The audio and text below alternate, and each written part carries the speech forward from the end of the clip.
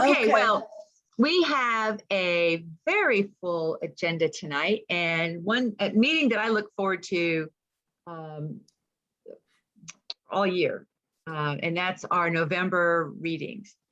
So we have a little bit of business to take care of first. And first, like we like to always start our meeting with our mission statement. And so as her swan song from the board, Sally will be reading our mission statement. I'm sorry I don't have a tiara for this. I apologize. Okay, here we go, everybody. WiVLA's mission is to provide an inspiring forum for women to explore and advance their creative development, to promote their work in the marketplace, and to infuse the community with their spirit of cooperation and invention. Yay! Yay! Yay. All right. I don't think, I'm looking around, I don't think we have any new members on the call, although there is somebody on the call that hasn't been on the call since she did join, and that is, I'm going to get this right, Elisa, right? That's Elisa? Right. Yeah. Hi, Elisa. Welcome, Elisa. Oh. You're gonna see a lot more of her. So I'm hearing some background noise. Can't tell where it's coming from. Okay, I'd like to start off with a brief report from our visual arts chair, Marie. And you're muted. Okay. All right. So the only thing I have to report is that the virtual gallery, the November-December exhibit launched on the 1st, and it'll run until the end of the year. And we're all set for January, Feb with the visuals, and I'm still confirming the literary. And then I'll go ahead and do the first one of the year, and then I'll pass the baton to Elisa. Yeah, and it's not a flaming baton. Okay. Okay. Oh, hi, Karen. Karen, I am going to mute you, sweetie. Okay. There. Okay. Karen, if you need to speak, you can unmute, but there was some background noise. So, Ellen, I've lost you. Okay. Did you want to talk a little bit about Spooky Christmas? Spooky Christmas, if you have fun tonight and want to gather for another literary reading, we do have 1 or 2 places left for our Spooky Christmas event, haunted holidays and such like that. So it's a totally different theme from what we have tonight.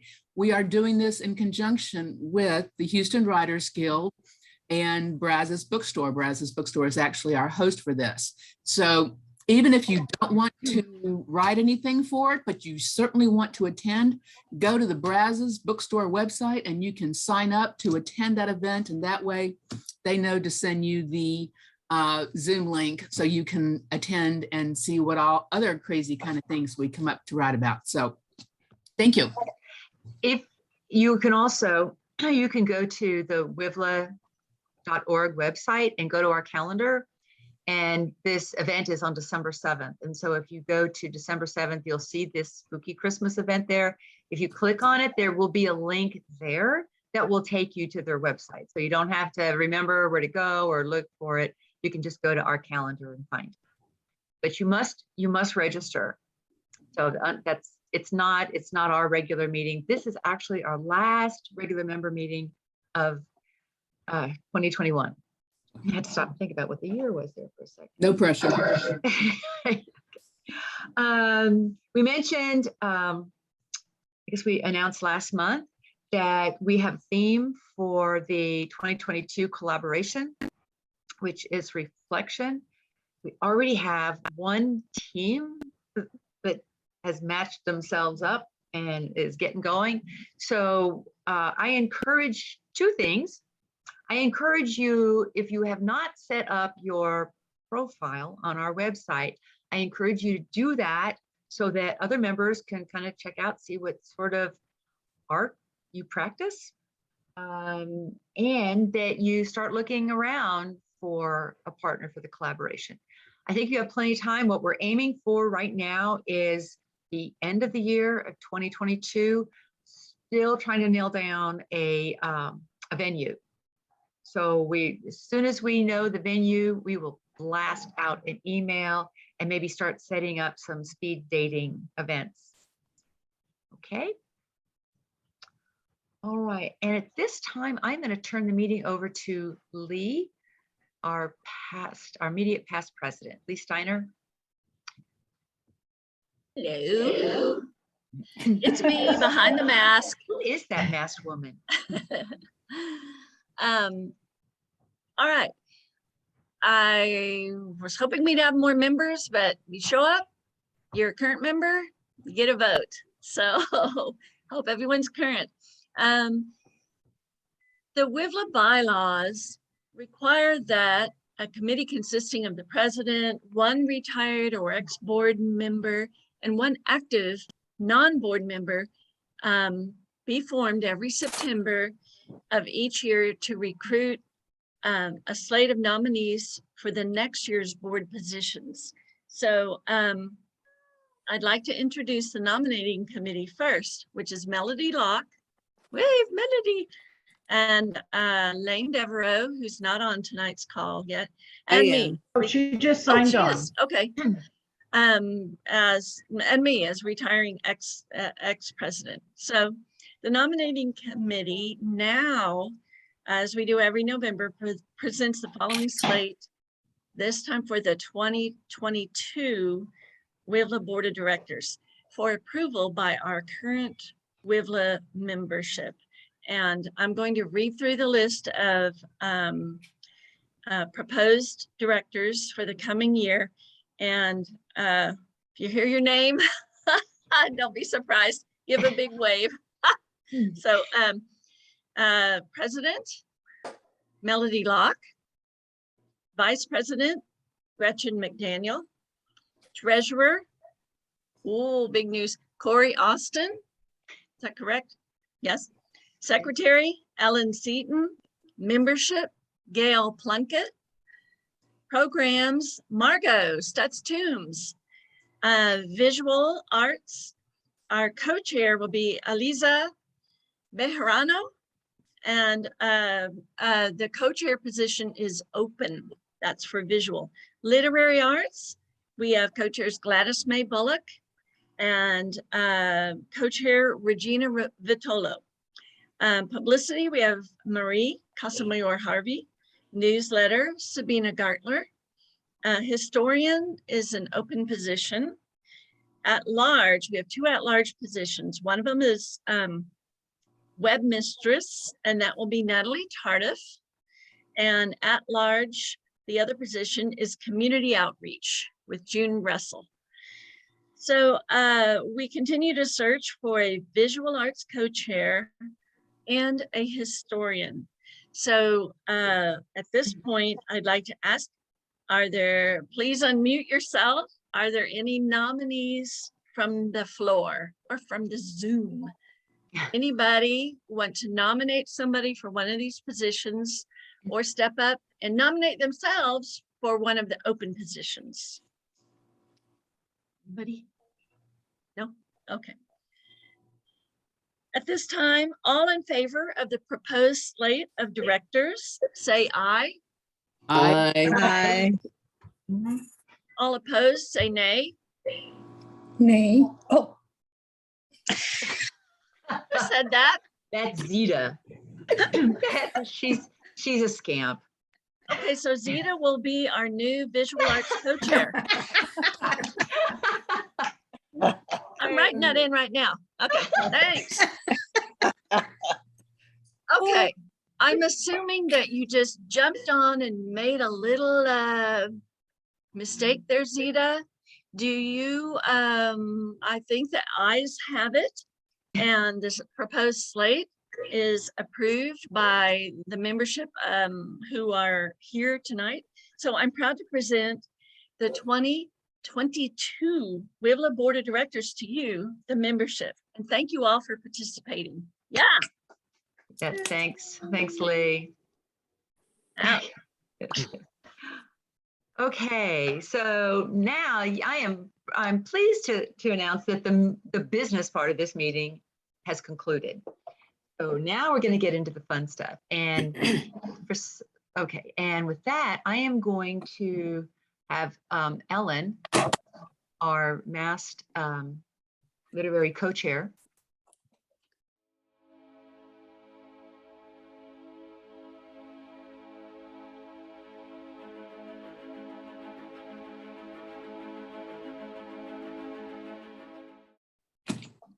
Okay, thank you. And I'm so delighted to see so many people here tonight.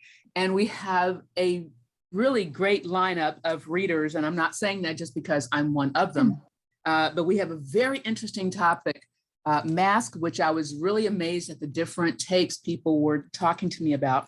Our very first reader tonight is going to be Margo Toombs. And the one thing I want to say about Margo, in addition to the fact that she's our new program chair, yay, she also is doing Archway readings this Thursday night, and several people who are reading tonight will also be reading on Thursday night. And we'll put that contact information in the WiVLA Facebook page so you can come and hear that if you would like. So Margo, without further ado, please delight us. I hope so. Me and my pappy. The last thing I do at night is strap on my CPAP mask, or pappy. As the gentle rush of air fills my nose and throat, I drift into dreamland. When I put on my pappy, my body knows that it's time for some serious snoozing. But the road to CPAP bliss was rocky. Here's the story. I suspected I had sleep apnea when I started taking mini naps at railroad crossings and long red lights. After failing a couple of all-night sleep studies, I was diagnosed with sleep apnea and shown the dreaded video, Your CPAP Machine and You. With head bowed, cursing under my breath, I took home my new sleeping partner. That night, I attached Pappy to my nose. He was a naughty mask that blew in my face if I didn't position him correctly. I repeated a mantra to myself many times in the upcoming months. I am lucky to live in a country that has CPAPs. I am lucky to have insurance that will pay for a CPAP. 2 months later, I was still fighting with him. I would go to sleep with Pappy on my face, but a couple of hours later, I would awaken with him in my hand. Even my unconscious fought him. In desperation, I bought a 5-foot teddy bear to sleep with us. It was perfect. I could sleep on my side and position the air hose under Teddy's arm. And as an added bonus, when I put my arms and legs around Teddy, I had better body alignment. The bed was getting crowded. Then I totaled my car in 2001 and got a nasty lower face abrasion from the airbag. I slept with gauze covering the lower half of my face and Pappy covering the upper half. I looked like the Mummy meets Darth Vader. And as I lay there covered in hose and gauze, I wondered if this garb might scare away a burglar. Using a CPAP puts you in a secret sleep society. When I pass other Pappy people, we nod. We know who we are by the distinctive marks on our faces. But the new Pappies don't leave as many marks. Sleeping with him isn't sexy, but years ago, my sweetheart at the time said that sleeping with Pappy and me was like sleeping with a bionic woman, and I snored less. In spite of the advantages of my CPAP, I still have some burning questions. What will I do if I'm ever romantically involved with a man who also has a Pappy? Is a bed ever big enough to accommodate 2 of them? What if our hoses get tangled? What if he wants to plug in on the right side? I always plug in on the right side. If I signed up for a computer dating service, would I have to write CPAP users acceptable, but left pluggers only? Thank you.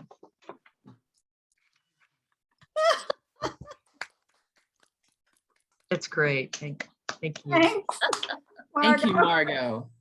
All right, and the next reader coming up is one I've met many times before. Oh yeah, it's me. All right.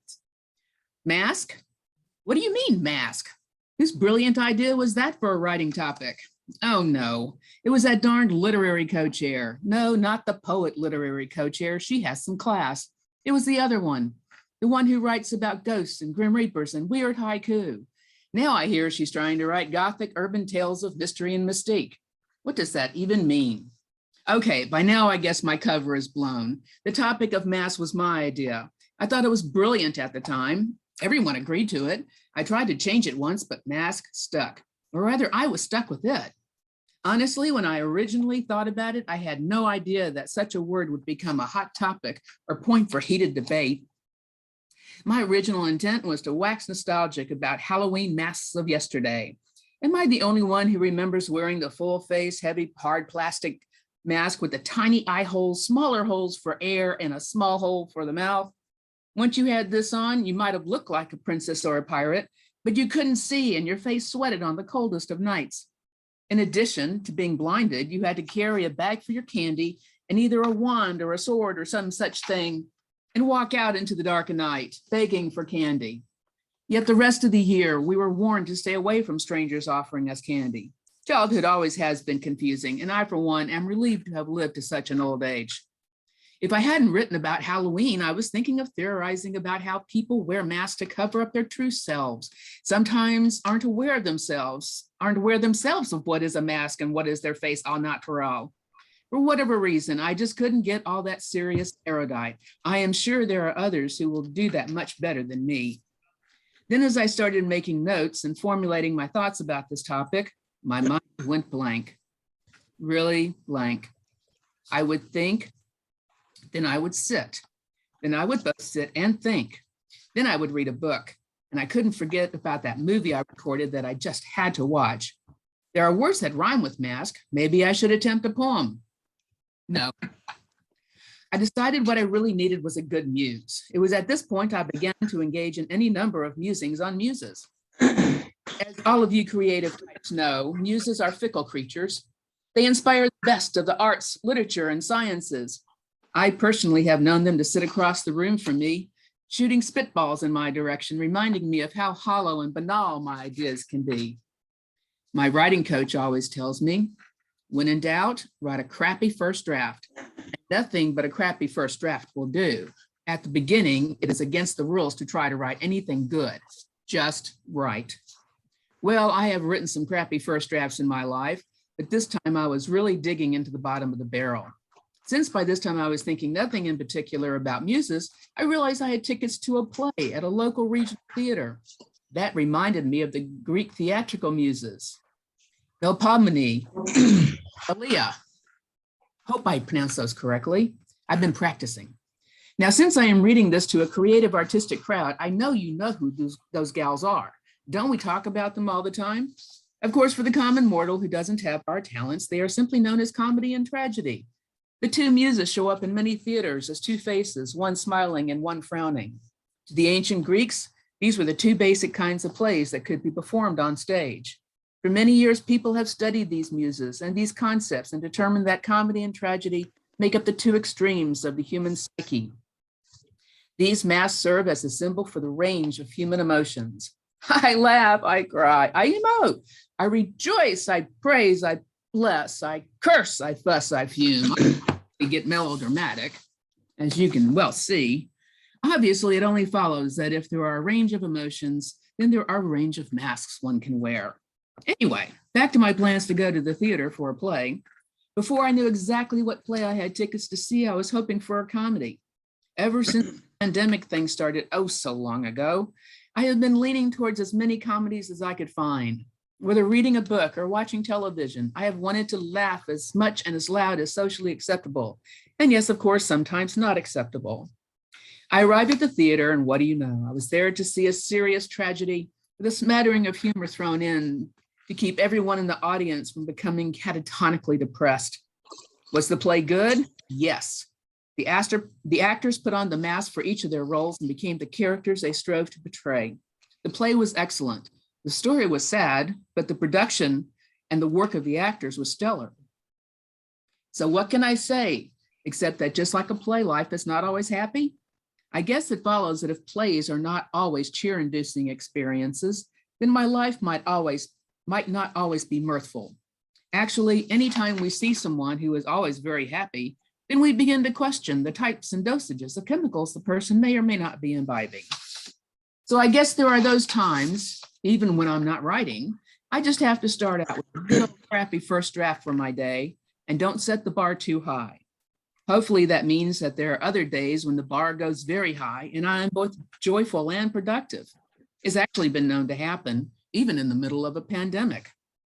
While some people like to quote Shakespeare's play As You Like It and say all the world's a stage and all men and women are merely players, I prefer the quote by Tom Stoppard in the play Rosencrantz and Guildenstern Are Dead, which proclaims, "We are actors, we're the opposite of people." Thank you. Are you awake yet? Thank you. Thank Great. you. Good. I see that Gladys Bullock has arrived and Lee is still here. Our next reader is Sandi Stromberg.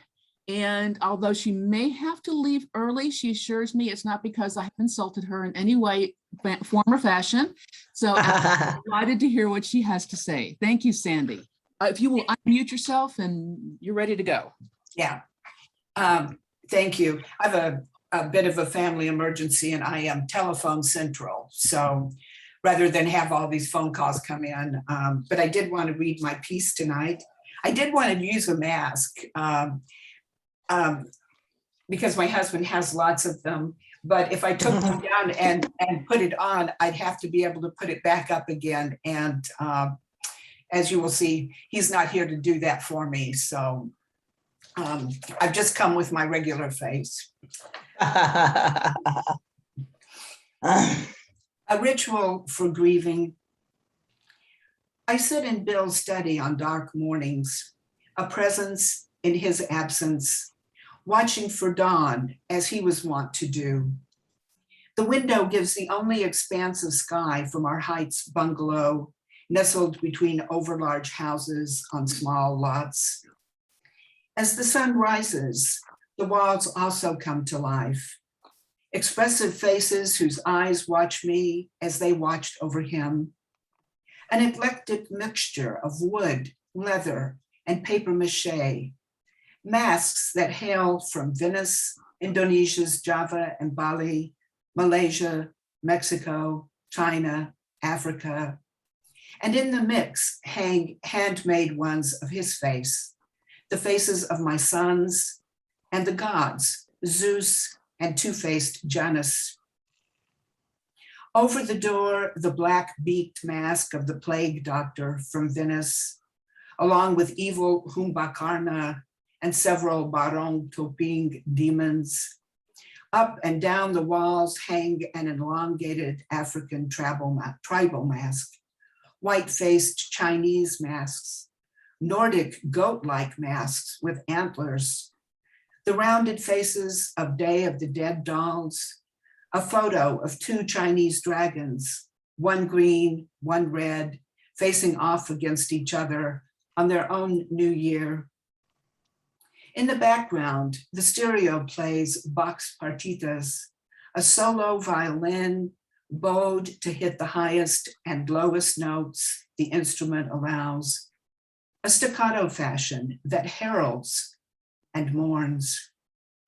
On some mornings, it's Chopin's nocturnes, Mahler's Ninth Symphony.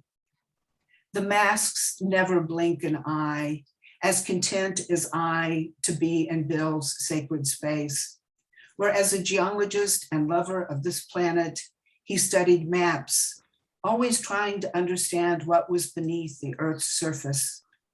Perhaps not so different than trying to glimpse into or behind a mask. In haphazard rotation, he would reread Goethe's Faust, the Bible's Exodus, Shakespeare's Hamlet and King Lear, Hermann Hesse's Steppenwolf, always searching underneath his own skin for the ultimate meaning of his life, the existential question he struggled with until his last day, the one for which his dreams, his books, his masks never revealed an answer. Thank you. Thank you, Sandy.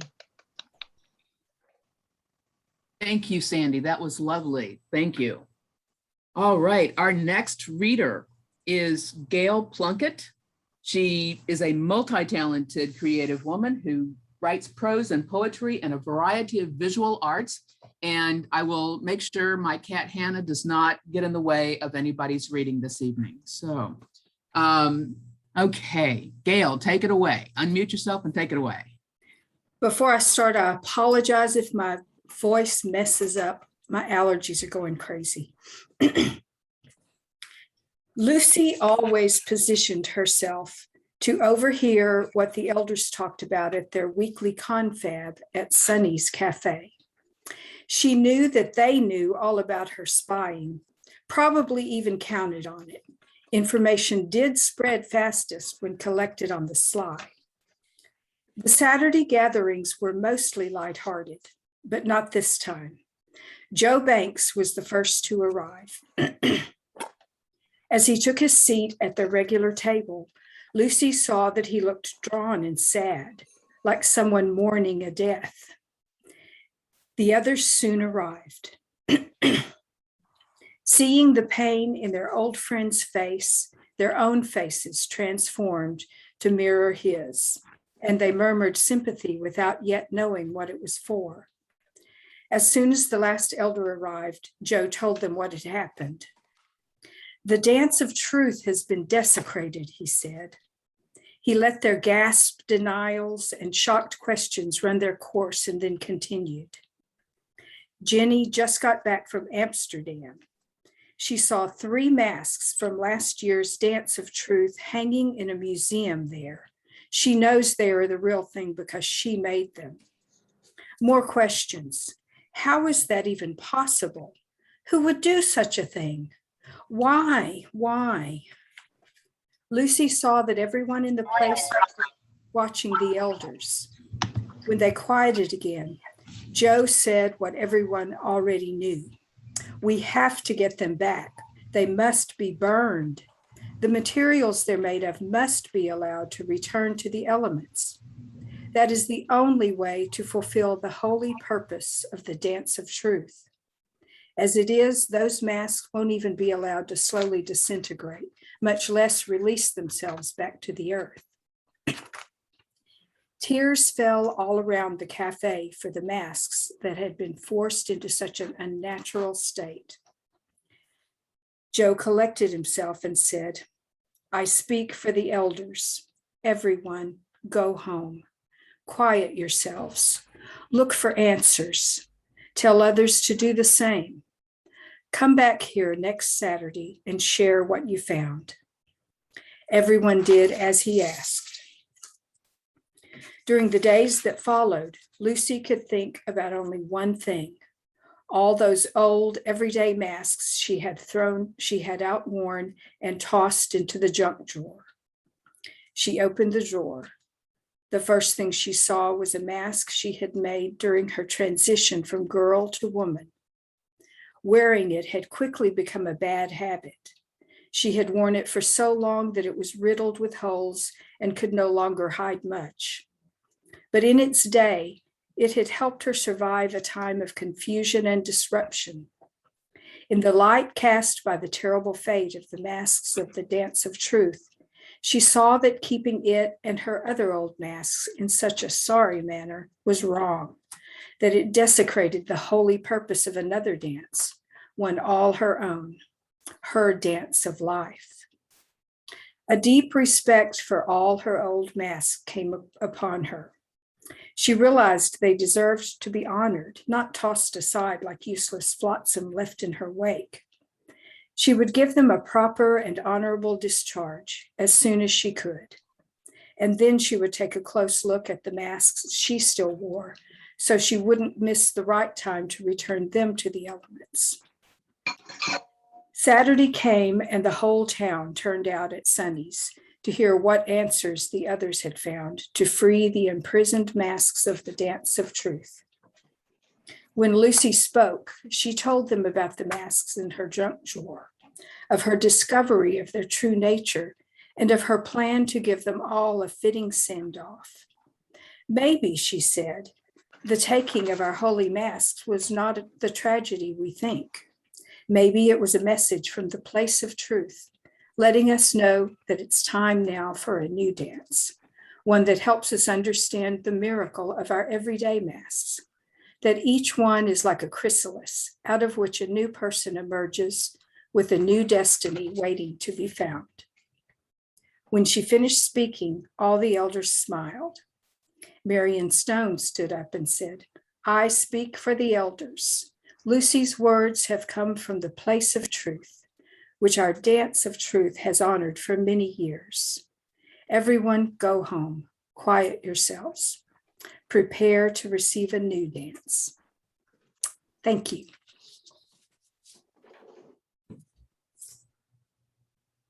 Thank you, Gail. Thank you, Gail. I enjoyed that. And I know our next reader is here. Patty, you have your, oh, okay, you just turned your camera on, so now Melody can find you. And Patricia, Flaherty, Pagan, I have known you forever, seeing you at all kinds of writing conferences, and you write and create art about complex women. Intrigues me good. So, Patty, please take it away. Thank you. And I apologize. Unfortunately, I had a death in the family today, so I was a little late and I may have to pop out kind of depending on what is happening. And if people call, I have to answer because we're making plans. But I did have a babysitter, which is a miracle. And I wanted to hear as much as I could of what y'all had written. So this is also a little rusty due to various events that didn't give me much revision time. But this is called Less Than Perfect, More Than Mothers. Meriwether lost things: single earrings, graduation gift fountain pens, friends, confidence, inhibitions. She kept things: birthday cards, party Polaroids, baby teeth, masks to cover her insecurities. She would work out if she didn't treasure those 20 minutes between school drop-off and Lotus House morning yoga classes getting out. Those moments were solid gold.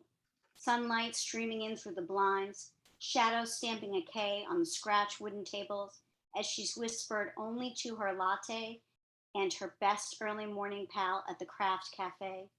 She loved this oasis, this golden hour without performance.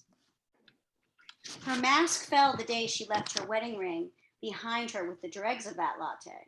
She twisted the white gold band when she was nervous, and sometimes it would fall off. She often felt nervous that fall. Applications to the next year's school choice program closed that week. She'd had coffee with her special morning friend, Christine, and strategized about the various magnet schools. A peppermint shot sweetened her coffee, but her belly soured. There was no way to keep the mask from sliding. If she left the neighborhood school without fighting to improve it, well, then she was a bad liberal, a bad citizen. But if she didn't grab every crumb of opportunity at the fancy STEM school down the street, well, then wasn't she a bad mom? She and her friend shrugged in confusion, readjusted their masks of practicality, and moved on to other topics like urban composting. Well, are you composting eggshells? Now wait, if you compost eggshells, won't that bring more roaches? She wore her modern mother mask proudly when she watched her children forget their lines in Annie, and she clapped wildly as the curtain fell. She touched it with gratitude when she ran into her children's friends, Cheryl, Cherise, or was it Chelsea? And the kid's mother at the park when she saw the women from school in the Kroger self-checkout lane. That tired mother smile. It communicated, you know me, even if you don't know me, because I'm like you. She signed political postcards with Mrs. before her name, because lots of people thought moms as a voting bloc counted more than single women, called their bloc more important, as if single women could not be heard, and called silently into the wind. Co-chaperoning, she and another class mom, Esperanza, had dropped their masks into the sea one day. This is the day she was thinking about as she crawled around on the floor of the cafe looking for her wedding ring.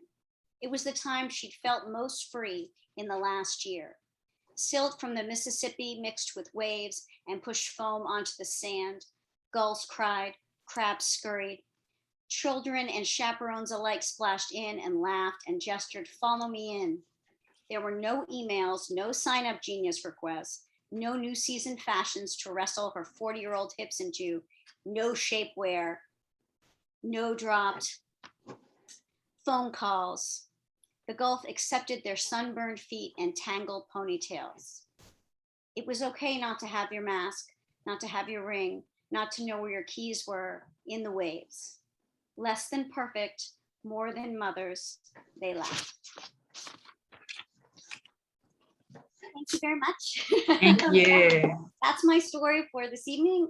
If you are interested in my work, my chapbook is Enduring Spirit Stories, and I have them, and it's also on Amazon and in various other places.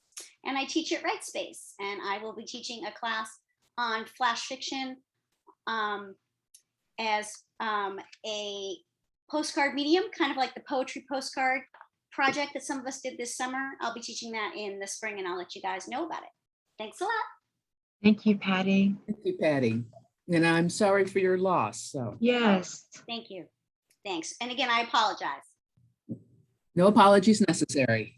Oh, Jere, you're a visual artist who wants to share your reflections. You contacted me and said, well, I'm not a writer, but I write about my work. That I consider to be a writer. So let's I look forward to hearing it. I'm a writer. I do some visual art, but I mostly write. For many years, I hid behind masks. I remember making a Raggedy Ann costume and used it to visit patients at a nearby nursing home. I saw one patient while wearing said costume. The beautifully dressed elderly woman pulled back the covers on her bed, climbed in, and patted the space next to her and said, Annie, I've been waiting for you. Come sit by me like when I was a little girl. Years later, I read Ann Tyler's books about Baltimore and the complex women. Something sometimes funny, often making me feel like I had walked into a naked person's bedroom or bath.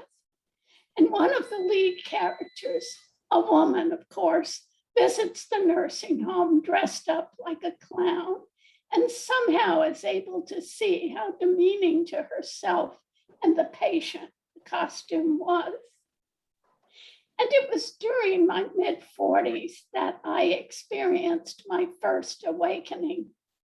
The person helping me to see that I was hiding behind a mask was a young patient at the trauma hospital where I took 400 hours of clinical pastoral education. A priest asked me to see if she would connect with me. Kathy was 11 and had been born in South Louisiana in a small town near Lake Charles. After her birth, she was transferred to Charity Hospital in New Orleans, where she underwent at least 3 kidney transplants. At some point, she was transferred or moved to a pediatric ward in Houston's major transplant center, located in the same trauma center I worked for, where she had at least 1 more kidney transplant. I reported to the nursing station, and Kathy's main nurse greeted me with hesitation. Let's see how she's going to react to you. As I walked closer toward the room, I could hear the cries of a child. They sounded like my son, who in his first 5 years screamed like what I was hearing. I did not want to go into that room. I did not want to go back to that time in my life where my third child spun around his favorite tree, screaming for hours at a time. I learned during that time to quietly listen. There was no comfort asked for or willingly received. Kathy had a diaper loosely covering her genital area. Her skin was a lovely shade of dark brown. Her body was very small for her age, and I just sat next to the bed. Hi, Kathy. My name is Jere, and I'm one of the chaplains here. Father Andy asked me to stop by and say hello and see if you might like me to visit. She might have looked over at me, but other than that, nothing. She just continued to scream. After some minutes, maybe 5 or 10, I asked, "Are you in pain? Or are you just angry?" Pause. Both. I told her I had a daughter with the same name, Kathy. I had sunk into that space in the middle of turmoil which I found helpful in response to trauma.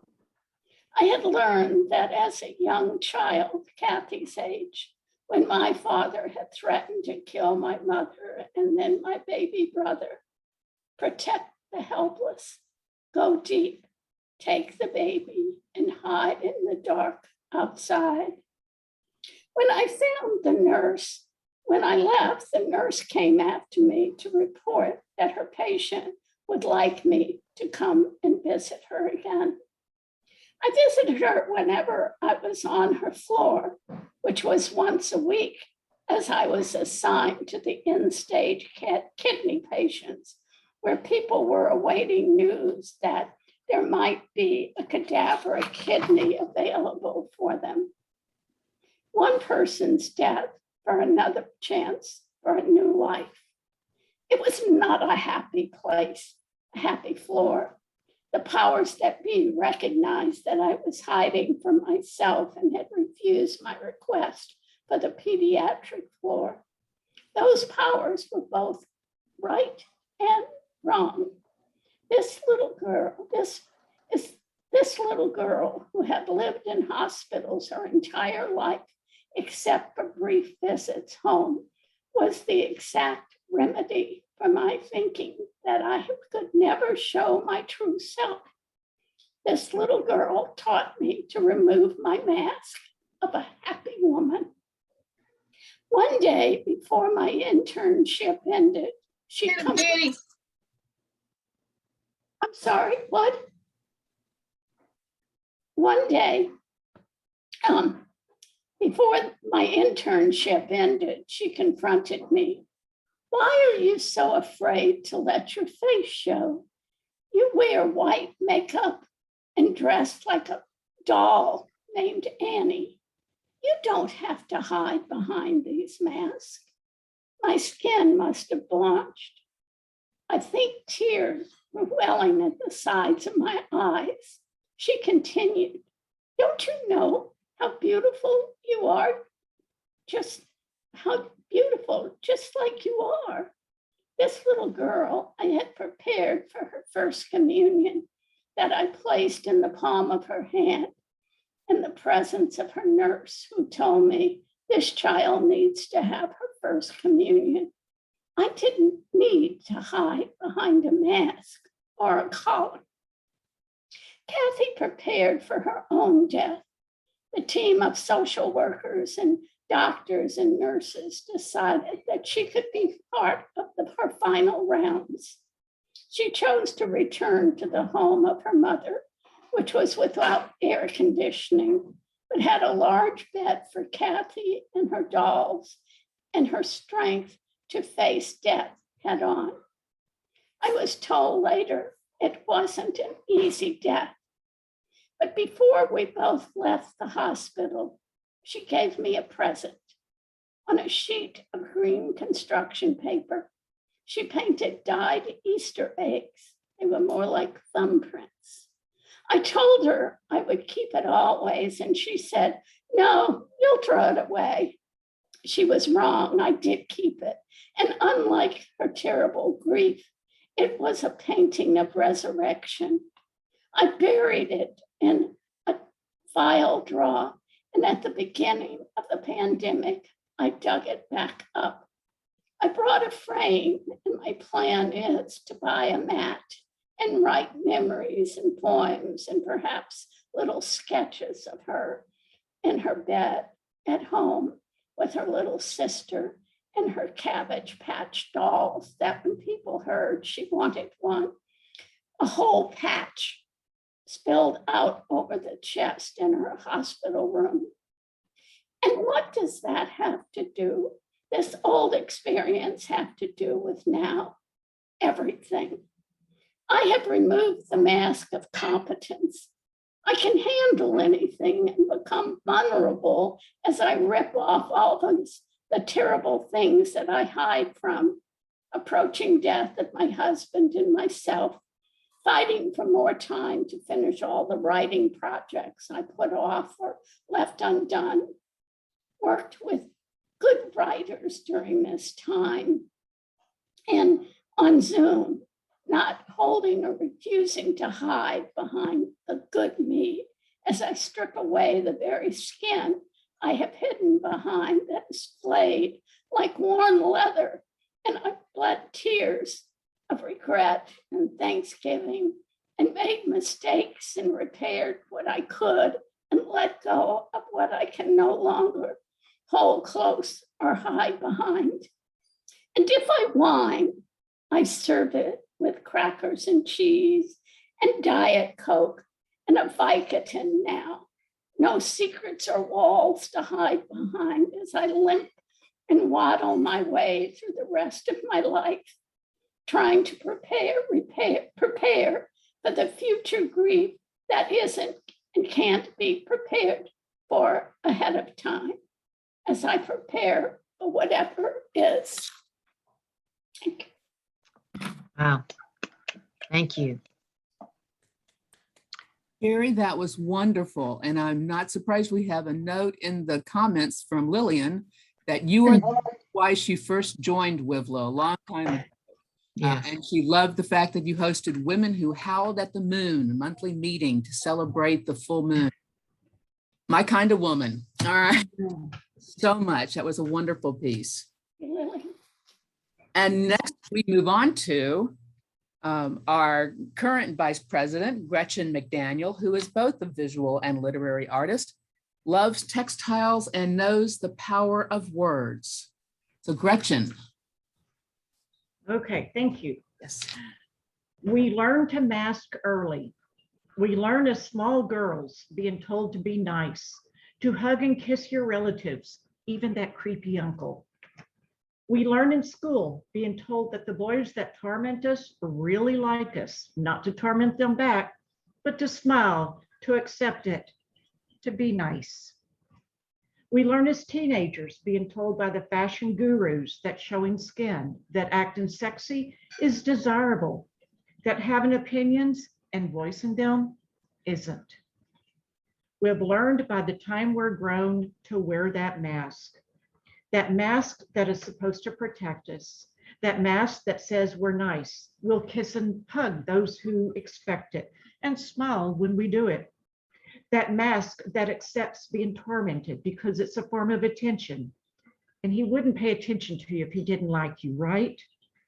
That mask that insists we wear that we weigh a certain amount, have a flat tummy and an empty head.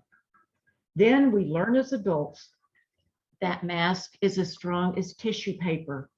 When we walk down the street being honked at, hearing catcalls, ignoring those predators following us, when we're dealing with abuse in our marriages, when we stand up for ourselves and get called hysterical and shrill, when we're raped, when we're killed.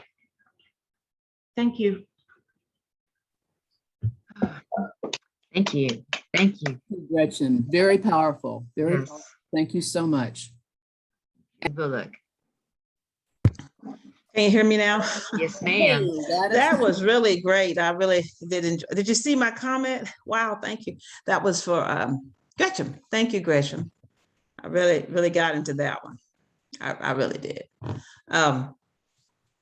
It's already my time. I thought it was going to take longer than this to get to me. Usually, I got permission to read work that I had written some 8 or 9 years ago. And I got that permission because oftentimes I listen to Dr. Maya Angelou on YouTube, and I listen to a lot of poets read their work. So what the permission is, it is okay that I didn't have to write something original for tonight. And this is the first time that I hadn't done that. I just wasn't feeling the need to put something new out there because I had something that I felt that is quite appropriate. Oftentimes we talk about masks, and we either, most of us, either we color our hair or we lighten or we whiten our teeth. And some of us, even as we've got a little more seasoned, we now wear our glasses depending on if our eyesight went from 20/20 to whatever it is now. So we awake with her in our face each and every day. Yet her gait is at a slow and steady pace. The weight of the money and power and prestige ache our knees as well as our needs. The losses of love or hate, the young and the old, all ache our soul. But still, there she is. There she is at a slow and steady pace. The weight, heavy as it be, her gait is still at a slow and steady pace. Are you awake now? Are we ready? And are we all accepting the mask that we mask to try to not realize that we are on this, as I call it, the evening side of life? And so the mask we wear is accepting growing old. Thank you. Thank you, Gladys. In my piece, you are the person I referred to as the co-literary chair who is classy, and now people know why. Self-explanatory at this point. All right, thank you. And next we have Barbara Carle, who is a very good friend of mine. She writes a lot and she publishes a lot. And we're going to see her beautiful face any minute now. There she is. All right, Barbara, what I need you to do is unmute yourself, and share your wisdom and with us. Okay, here we go. I toss and turn, rise before the alarm. I watch the sun slowly creep above the horizon and light the city down below.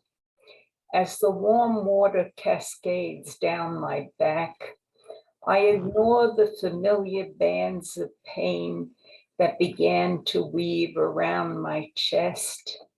I silence a few wayward sobs, wash away the never-ending tears, and prepare to face another anniversary. As Ed heads for the shower, I call my granddaughter Rose to wish her a happy birthday. We talk about the dad she hardly remembers. Ed and I sit in the living room, drink our morning coffee, and reminisce. I can't believe he's been gone 25 years, he says. I know I get grief, and yet it just seems like yesterday. Barbara, Are you all right? He asks. Yes, I'm fine. Really, I smile and lie with such ease. A huge red-tailed hawk, our son's favorite bird, soars outside our high-rise windows. I think Scott just said good morning, Ed laughs, and our spirits soar in tandem. We drive the car to the dealership, and as we wait, discuss the latest book I'm reading and the upcoming weekend. A quick trip to Costco's where I buy way too much and spend way too much. We stop to visit our daughter Paula, drop off treats for her and our grandson Scotty, a tray of chocolate chunk cookies, a bag of 8 artisan rolls, and a large jar of cashew nuts. Are you okay, Mom? She asks. I read the concern in her big blue eyes. I'm fine, I smile. Dad and I are having dinner tonight with 4 of our old neighbors. Oh, that sounds like fun, she smiles. We gather at our favorite restaurant, share great food, laugh, catch up. We compare our health issues. Who has had a knee replacement? Who had a hip replacement? We pass around pictures, brag about our grandchildren and some who have great-grandchildren. I dull the pain with glasses of white Zinfandel, a cheap wine everyone always teases me about. Leaving, we hug, kiss, promise to do this again soon. Later, in the dark, Ed embraces me and whispers, "You can cry now." Thank you. Gosh, thank you. Thank you, Barbara. Always, I love your writing, always. All right, now, last but not least, we have Jo Zider coming up. She's a visual artist who wants to talk to us about her work, something she has written. Can you hear me? Yes. Yes, ma'am. The Mask and the Bone Palace Banquet. The banquet had 10 tables with 24-inch by 24-inch steel tops and 30-inch high square steel tubing legs. Neatly and tightly spaced, aligned to appear to be connected, a narrow banquet table, but without linens, just bare rusted steel. The space created underneath formed a colonnade through which one might attempt to walk if just a bit shorter. One's life is like walking the colonnade with the burden of the tabletops of platters filled with bones weighing heavily above. On close examination of the tabletops, lettering becomes evident. Letters, then words emerge, words engraved into the steel. Phrases can be discerned. Bones have no names. Who can sell the land? Who is being served at this banquet of bones? Centered on each of the 10 tables is a raku-fired clay platter. 10 platters, each filled with bones. These are not real bones, but hand-formed clay simulations, each bone perhaps representing a femur, a tibia, an ulna. Each bone is bent, indicating abuse. Each bone anonymous. Bones carry no names or identification. but the signs of their grief and suffering are fully evident and the result of persistent stress. As each visitor to the exhibition entered the outdoor sculpture garden, they were offered a platter and led to the banquet table by the artist.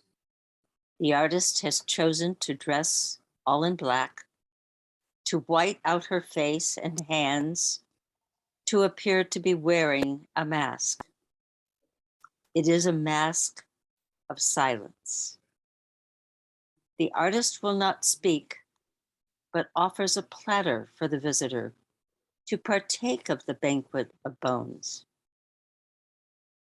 The artist picks up a bone and places it into the hands of the visitor to encourage them to truly sense its meaning. Words cannot substitute for the tactile experience and realization that the bone is the last remains of a life. The mask of silence refuses to speak, refuses to explain the meaning of what is before them. Grasping a bone in one's own warm, fleshy hand must invoke the meaning, to sense the grief and suffering forever recorded in it. The bone speaks for the masked artist. I am the silence, a symbol of abuse stressed and distorted, yours to now consider. Do you partake of the Bone Palace banquet, feeding on the lives of others? Or might living flesh from this bone take strength to acts of compassion change?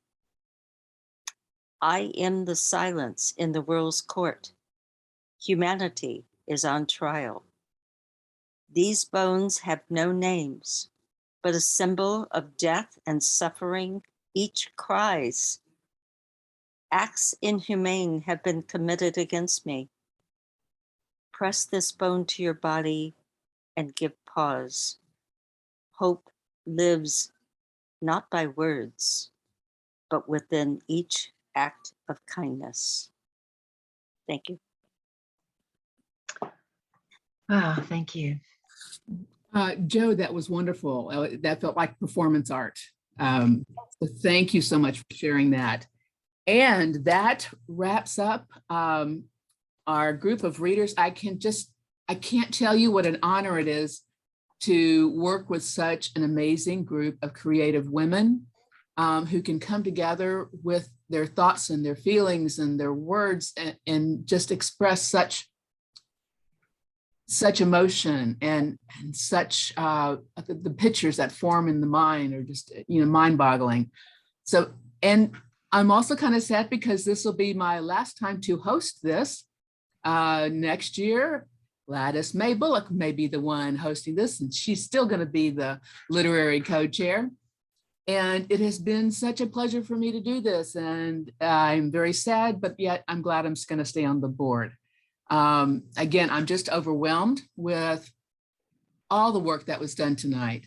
So now, before I babble on forever effusively, I will turn this back over to Melody for her to go with the rest of the evening. It just seems to get better every year. And I am so appreciative of the women who volunteered to share their stories with us. So many of them are so heartfelt. And the wonderful thing is there wasn't a single reading about a surgical mask. I know. That was fabulous. Quite a few more people have joined the call since the beginning of the meeting. And I am really having a hard time keeping track of all the little squares. It's like the Brady Bunch on steroids here. Do we have any guests this evening that showed up after we started? I'm trying to Melody, I know Linda Werner is here and she's visiting tonight. Oh, yes, Linda, hi. We are so glad to have you back as a guest. And I don't know if she connected to her audio. So we can just wave to her. Rosa Glenn Riley is also here. I was going to say, Rosa, hi. Yes. And is there anyone else? Regina Vitolo. Well, she's on the board now. So she's had a conflict for a few meetings and she is back and she is on the board and we are so excited. Let me see. I think that's all. Okay, so I'm sorry. Who is Kona? It's some good coffee from Hawaii, but I don't know who Kona is. And you're muted. Okay, so I'm still not going to know who Kona is. Kona and the Journey Martial Arts. Yeah, where I did see that. Oh, Journey Martial Arts. Talk about a mask. I couldn't rename myself on my phone for some reason, so it's Darlene Kosrapor. Oh, hi, Darlene. Or we can just call you Journey. Yeah, you can. And I think so, Sabina. I don't think there's anyone else. At the beginning, when we first started the meeting, there was just a handful of people who were present, and we did start the business part of the meeting pretty quickly so that we'd have time. So welcome, guests. At this time, I want to open up the virtual floor to anyone that has announcements about exhibitions, readings, events, or so forth that are going on in your world that we need to know about. Marianne. I am going to have to leave. Okay. Okay. Did you have an announcement before you left, Barbara? No. Thank you so much. Thank you so much for your reading. I'll see you tomorrow, Barbara. Okay, bye. Bye. Marianne. I just have, I'm not in an exhibition or anything like this, but I think that this is a group that might appreciate this. We are downsizing, my husband and I, we need less house. And I anticipate having less space for books. And I have a lot of stuff from when I was in graduate school, a lot of poetry books, a lot of novels. And I'm ready to go find all the little libraries in Houston and spend a day dropping off books. But I know there are probably people in WiVLA there are a lot of poets out there, and I no longer write poetry. And I would love to pass these on to people who are interested, but I don't know how to do it. I could put my address or I can tell you all my address. Jere probably knows my address. We live not that far from each other.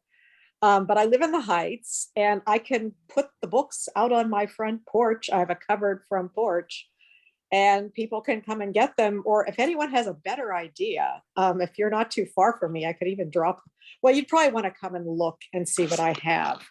But I hate to I don't know what to do with them other than give them to Goodwill and take some to half price books. But, that's it.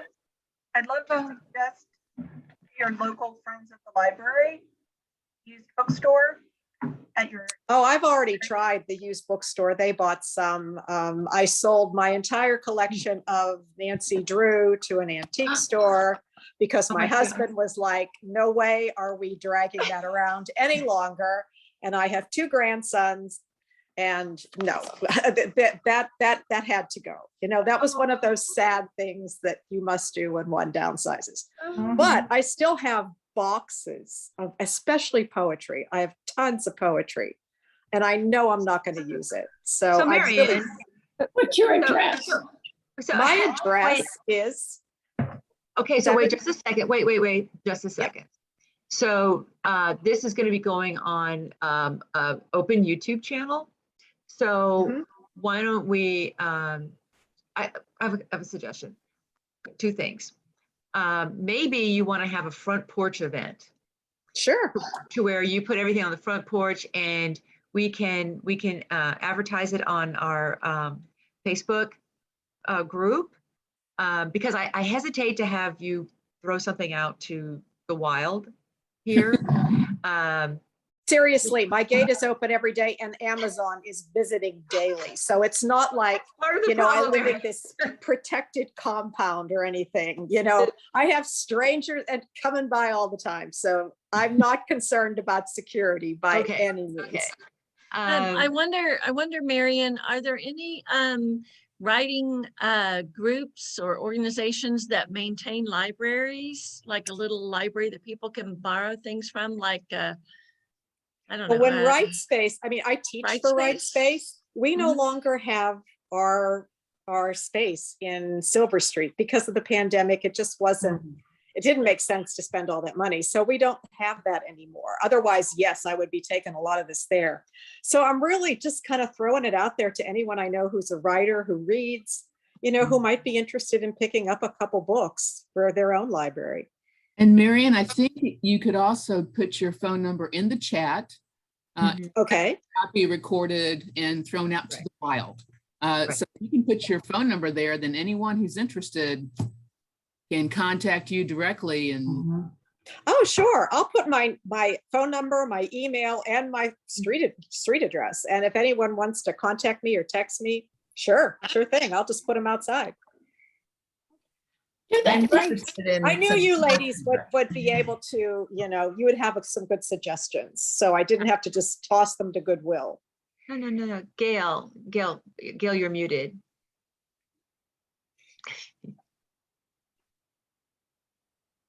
You're still muted. There you go. Is that information, your phone number and address, already in the member directory, or maybe that's the place to put it? Oh, it should be. I mean, yeah. I've maintained my membership for God knows how many years now. So then we can just look in there to find it. That's a Sure. very good way. Yes. Yes, that's true too. Or I will put it in the chat too. I mean, I really want someone to take this.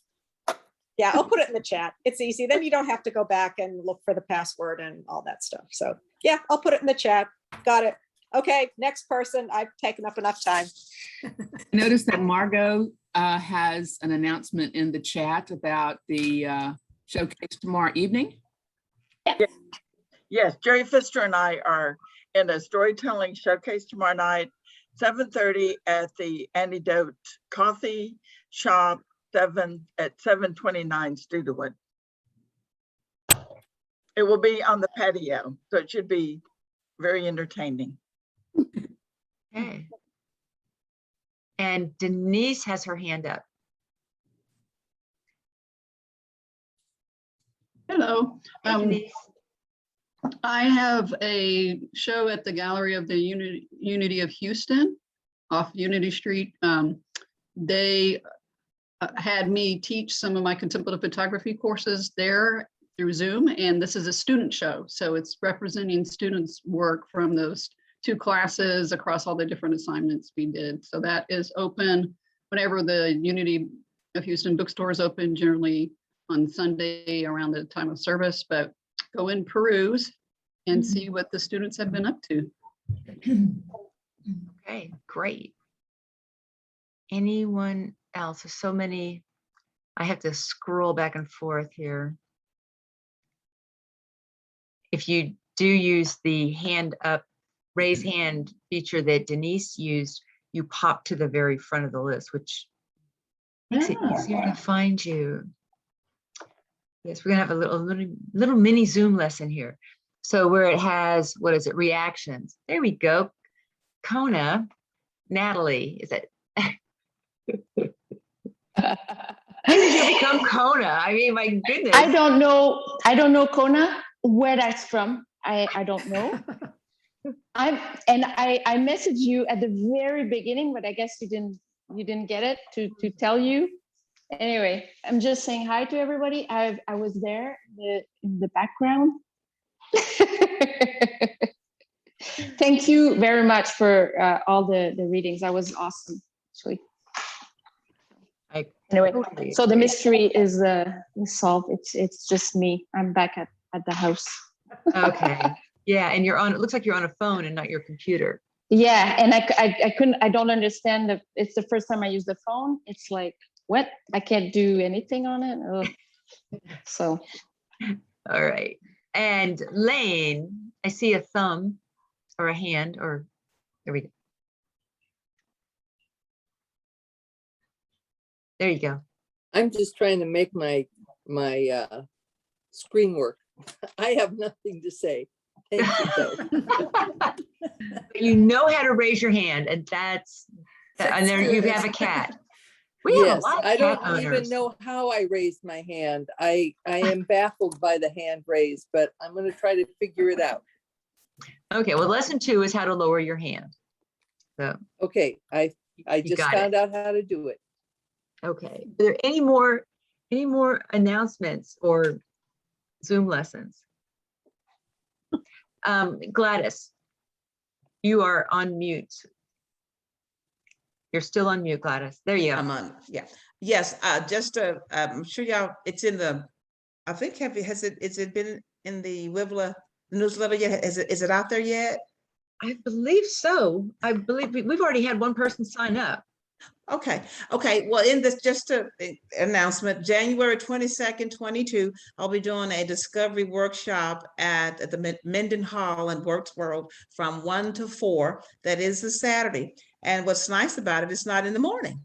So you can sleep in and have your coffee, go ahead and make sure you get your exercise, get ready for a very thought-provoking, emotionally charged day. The Gladys Mae Bullock. And we will be getting out more, yes, we will be getting out more information about that. And I believe I owe you some artwork too. And Patty, I started writing your email a couple times. So it's been a full week. I haven't forgotten anybody. I'm just way behind schedule. Right, you're gonna get a link so that I can send directly to friends so they can just tag onto it. It's there, Missy, in the calendar. Okay, they can just do it that But way. I'll send it to you so you don't have to guess. That's it. Okay. Okay. Any other announcements? Let me look around. Yes, Gail. This is a question for Gladys. Gladys, I sent you a message through the member directory. I'm not sure how that whole thing works, but did you get it? No, I haven't looked at the directory, so that's why I didn't get it. I usually don't visit it. No, it should go to your inbox. Am I the Gladys she's speaking of, or Gladys Yes, Jones? you're okay. Gladys Bullock. Okay. So good. how does that work, WiVLA? I mean, Melody, where do you find those messages? Yes, my name is WiVLA Houston. Wasn't that handy how that worked out? My parents named me WiVLA Houston. So it should, so in the member directory, she can click on send a message, I believe is what it is. Yeah. And it should go to you. Now that she's told you that she sent it, go check your junk folder, because I'll check my junk folder. Yeah. Just in her own regular email, right? Whatever email address she gave us, whatever. Okay. Yeah. Okay. Okay, I'll check it as soon as I drop here. Yeah, I'll check it, Gail. Okay.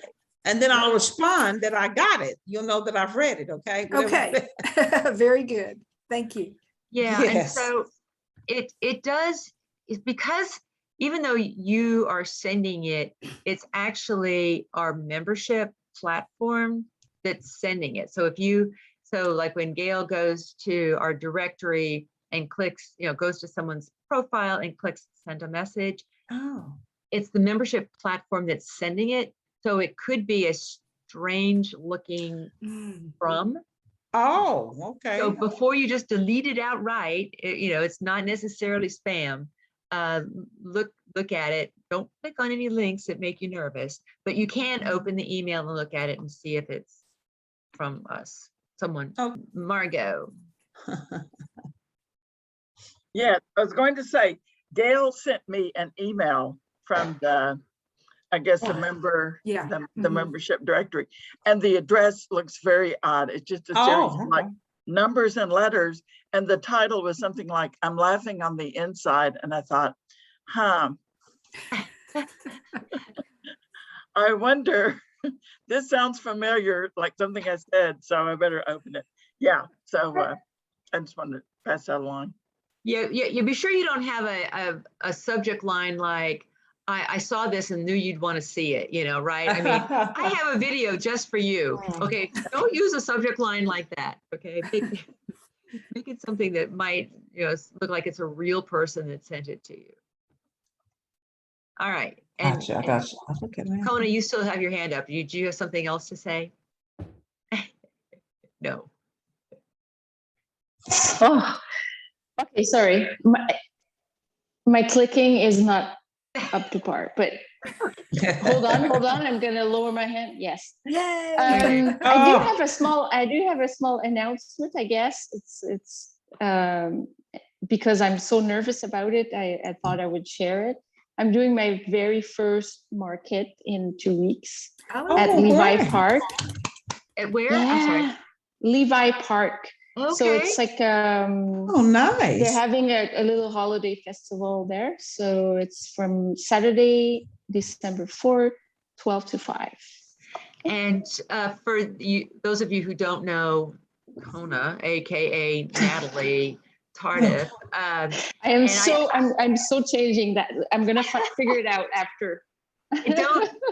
I don't recall your business name though. Now you're just going to be Kona to me from now on. She makes jewelry. That's what I'm trying to get. Oh, okay. So that's the perfect thing to have this holiday season at a market in January. And once you go to her market, it ends at what time? 5. What time? 5. Okay. So Silver Street is having a nighttime holiday event from 5 to 9. So, and there'll be things to eat. So you can wander on over to Silver Street, and it's a nighttime shopping event with food.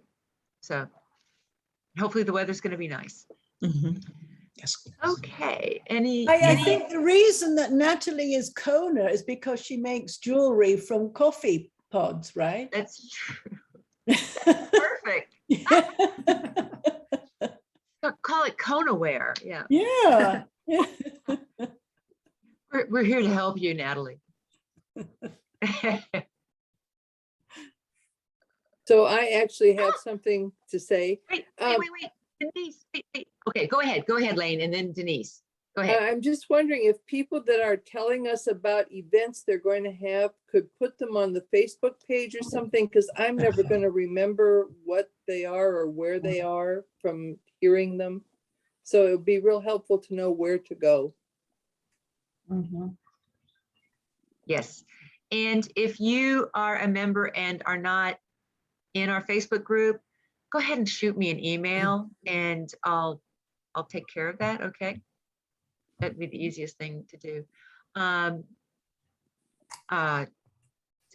Denise, who was it that just sent me the message?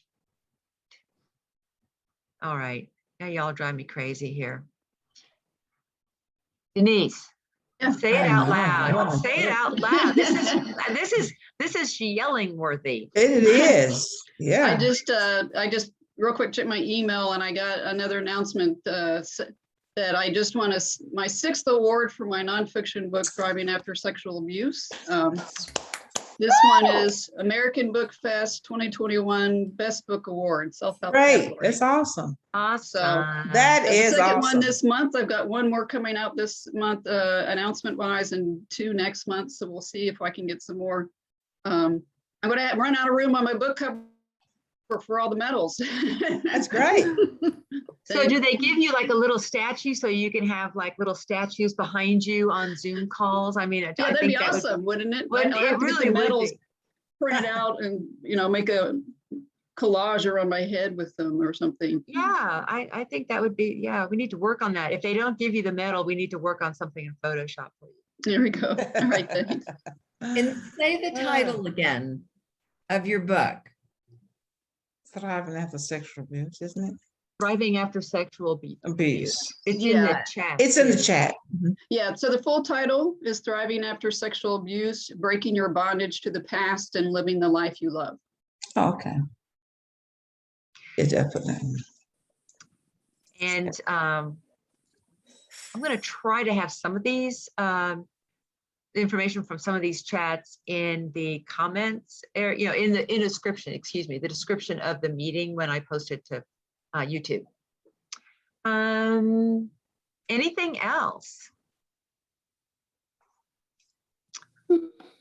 Okay, ladies, just a reminder, this is our last regular meeting, but on December 7th, there will be Spooky Christmas.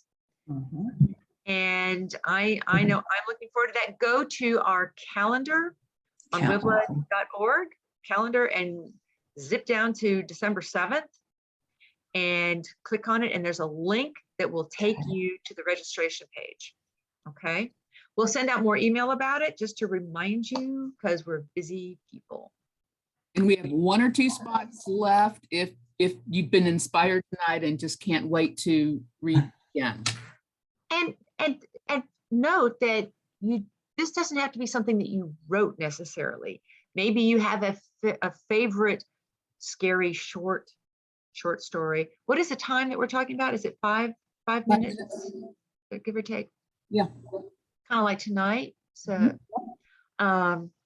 so yeah, don't think that you have to be like any of the women that we heard tonight, because that would be a lot to live up to. And have a wonderful and safe Thanksgiving. I hope to see you all before the December holidays. Although I believe that Hanukkah will be starting in Sunday after November. Thanksgiving, November 28th. Gosh, it's so early. Anyway, so be safe, be happy, write on, and make art. Thank you, ladies. Have a Thank you. wonderful Bye-bye. evening. Bye-bye. Enjoy the readings. Enjoy the readings. Bye-bye. Oh.